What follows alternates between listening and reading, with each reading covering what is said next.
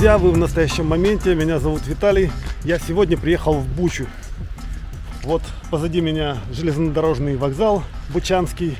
И приехал я сегодня потому, что услышал, что в Буче реконструировали одну из самых пострадавших улиц. Улицу Вокзальную. Сейчас я хочу на нее пройти. Она в той стороне. Вон там. И я покажу вам, что на ней сделали. И расскажу историю, которая там происходила вообще. Вот здесь Бучанский рынок. Вот знакомые многим места.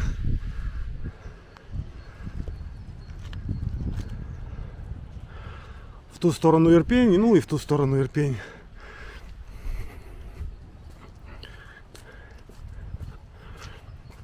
А если ехать на Киев, то ехать сюда. Садиться на этой платформе. 15 гривен на электричку. И около 17 минут до Святошина можно доехать отсюда. Все. А улица Вокзальная вон там, вдоль этих домов, идет высоких. Но по частному сектору. Улица Вокзальная, она стала известна всему миру благодаря тому, что здесь в начале полномасштабного вторжения в Украину российских войск 27 февраля 2022 года разбили, наверное, самую первую колонну бронированной техники российской. Вот они тогда захватили Гостомельский аэропорт, захватили Бучу быстренько, заехали практически без сопротивления. И через несколько дней уже решили двигаться дальше в сторону Киева, в Ирпень. Вот я зашел на эту улицу, смотрите, тут новая брусчатка сразу же.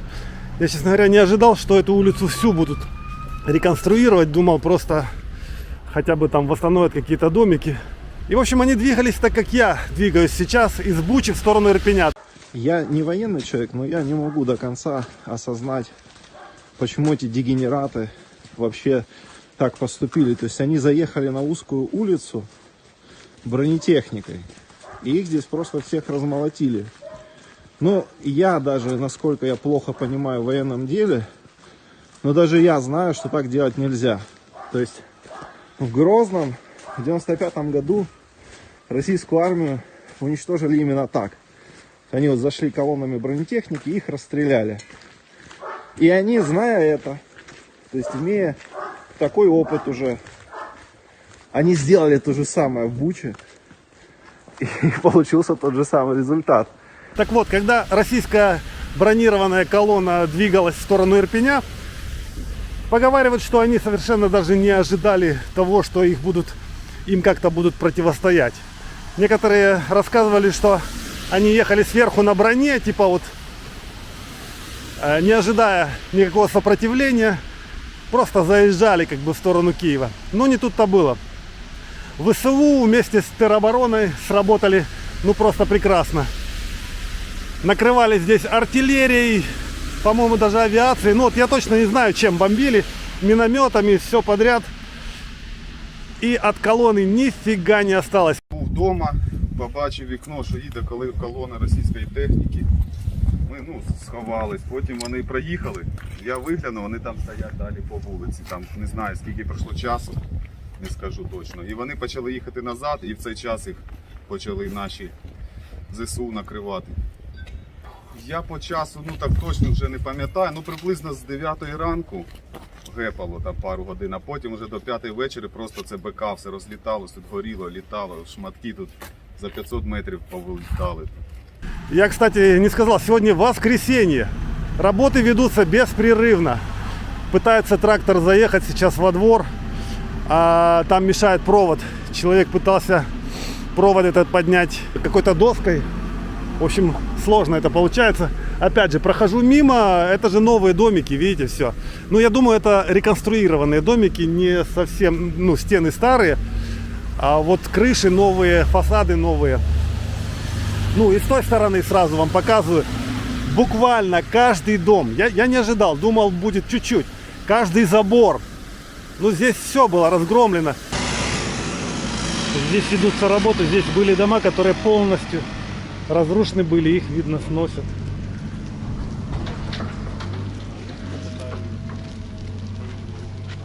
Это все, видите, техника расчищает, полностью сносит эти дома. Видимо, будут строить что-то другое.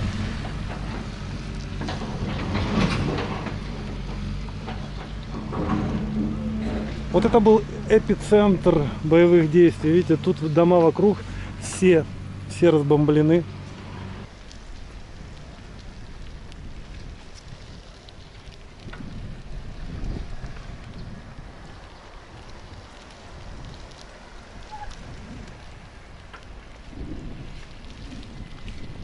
Даже если бы вы не видели то, что было здесь, тут по тому, что происходит, уже понятно, что идет очень большая реконструкция. Даже по заборам, если вы посмотрите, все заборчики здесь из нового блока сделаны. Причем прикольно, такие блоки, видимо, они больше не будут ничем облицовываться. Вот такие они и останутся. Между ними набирают, вот на той стороне уже набрали, видите, профнастил такой симпатичный, достаточно. Смотрите, буквально каждый дом. Работы, конечно, не завершены, еще много проводов висит. Вот это ведут новые коммуникации. Там мы дальше подойдем, там будут вообще совершенно новые дома, потому что некоторые дома невозможно было реконструировать. Я видел, как их сносили. А здесь деревянненький домик, вот, по-моему, он такой и был. Вот забор сейчас новый ставят и крышу перекрыли, да. Вот, друзья, мне кажется, вот этот домик абсолютно новый. Вот у меня есть такое ощущение. Вот, во-первых, он стоит немножко глубже. Видно, что проект уже не старый, какой-то новенький. Панорамные окна. Раньше так не делали. Я думаю, это абсолютно новый дом. Вот. И он уже, по крайней мере, снаружи он весь готов. А теперь там внутренняя отделка будет. И люди смогут заселиться в ближайшее время. Вот эти вот красивые деревья сбереглись. Что хорошо, не сгорели. Так, на той стороне. На той стороне не могу точно сказать, друзья, тут обновленный дом или абсолютно новый.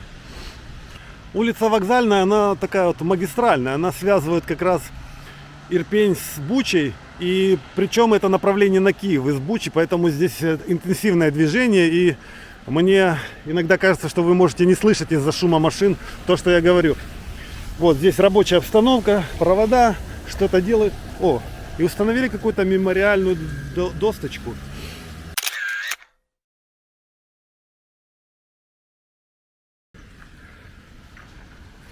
Куда ни глянь, во все стороны что-то делает, очень интенсивно. Так, а это у нас Бучанская школа. Не помню, какой номер, уже запутался я в номерах школ. У меня нету школьников сейчас, которые бы ходили. А эти места вообще мне родные. До того, как мы поселились в Ирпене, мы жили вон там за школой на улице Тарасовской несколько лет. 4 года я прожил здесь, рядом с этой улицей Вокзальной. Мы там арендовали квартиру. И когда мы искали квартиру, кстати, в Буче, один из вариантов был здесь, вот на улице Вокзальной, в домике в частном, нам предлагали снять. Но именно из-за того, что эта улица шумная, мы не захотели. Вот, друзья, это точно новенький домик, точно. Я вижу, он весь, там ни штукатурки, ничего нету, короче, и проект такой вот как бы нетипичный для старого строительства. Здесь раньше были дома еще, бог знает каких времен. Каждый построен по-своему был. Остановка новенькая, красивая, стеклянная. Простая, но такая вот стеклянная, с крышей. Очень хорошая. Здесь раньше тоже стояла остановочка, была сделана. Желтая, помню, такая была. Но ее так покорежило от взрывов, но просто кошмар. А теперь вот новенькая.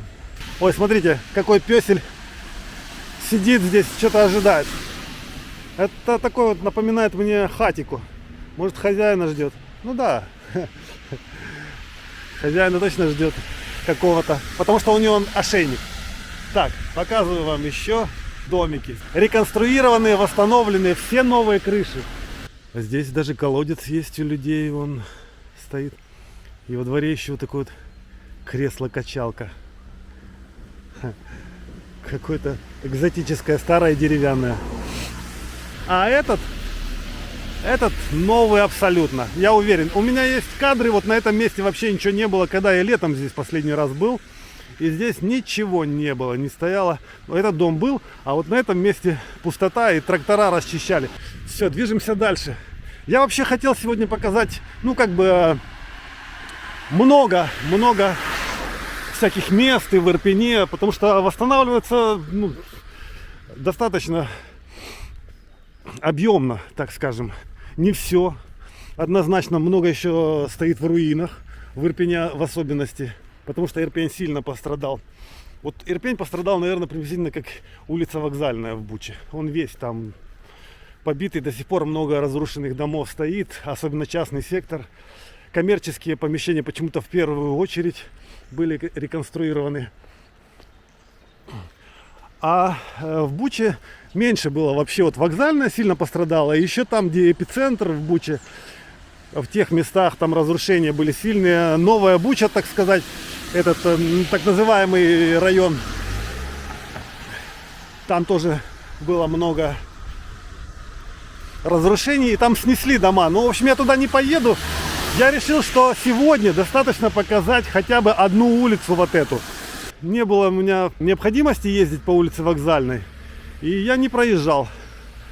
И вот этого всего я не видел. Я просто вот сейчас заехал и офигел, если честно сказать. Вот это вот, по-моему, стоит генератор. И при помощи генератора велось строительство. Не было же света какое-то время. Но сейчас свет есть постоянно. Уже поснимали пункты незламности все, поубирали. Уже люди дома сидят. Я даже аккумуляторы забрал на балкон. Уже больше мы не подключаем каких-то бесперебойников. Вот, новенькое строительство. Ну, конечно, еще во дворах нету брусчатки. Ну, слушайте, строят быстро. Если я был здесь в середине лета, а этих домов нифига не было еще. Строительство развернули такое активное. Думаю, в какой-то мере показательное. То есть государство Украина хочет показать, что взялось за восстановление Бучи. Поэтому я надеюсь, что в Ирпене вот точно так же будет сделано. Вот такие вот красивые современные одноэтажные домики будут строить для людей, которые потеряли свое жилье. И я вам хочу сказать, что такой проект, я когда-то мечтал жить в своем частном доме. До того, как мы купили квартиру, мы смотрели участки и смотрели всякие дизайны домов. И я вот думал, если я буду строить дом, то, скорее всего, вот построю себе такой простой, одноэтажный, но с большим козырьком, так сказать, с открытой верандой, как-нибудь так. Вот что-то наподобие хотел. Повсюду люди что-то делают. Это, кстати, говорит о том, что и работа у людей сейчас есть, у строителей, появляется массово. И теперь на этой улице везде будут одинаковые заборы, это красиво. Так, а эти дома, как были, стоят. Единственное, что у них тоже заборы. Видите, меняют заборы и брусчатку всю меняют. Сейчас я подхожу к перекрестку с улицы Яблонской. И это самые страшные места. Здесь, именно здесь было очень много погибших мирных жителей. Вот такое здесь круговое движение. И оно появилось буквально недавно. Раньше его не было. О, друзья, и на той стороне, видите, это дом. Этот дом был другой. Здесь все иначе было. Его снесли и перестроили. Ну а вот та улица, на которой больше всего убитых людей мирних було. Це 27 лютого було, а вони вже зайшли піхотою 5 березня на наш район. Ну, сюди прям. До вас приходили, так? Приходили, да. Перші такі були більш-менш адекватні. Ну, другі вже там через 2 тижні, ну, перший тиждень більш-менш спокійно було, люди ходили по вулицях, все, ну, пускали. А другий тиждень вже вони такі більш, ну, постріли там одиночні лунали десь, а вже третій тиждень це вони все місцевих, ну, цивільних людей розстрілювали тут на вулицях, ну, де хочеш, і в квартирах, і в підвалі. Так, друзья, ну что, всю улицу Вокзальную я практически прошел. Здесь стояли самые первые танки, которые зашли сюда в сторону Ирпеня, и здесь они остановились, и здесь их накрыло, все, они сгорели. Короче, отсюда дедушка шел и матом крыл всех этих пришельцев. Діма, хлопці, от що осталось біля мого дому. Вот, а я вернусь теперь к машине, и там я увидел кафе, и хочу зайти попить кофе с вами вместе, конечно. Все, вернулся я к машине. Вот в этой кафешке я хотел попить кофейку. Тут как бы уютно, красиво, но на улице сейчас дождик идет, а в кафе там все места заняты, поэтому я сейчас не стану здесь пить. Я там видел еще одно кафе уютное подальше. Взял себе чашечку кофе в небольшой кафешке прямо на улице. Вот сижу с таким видом на железную дорогу.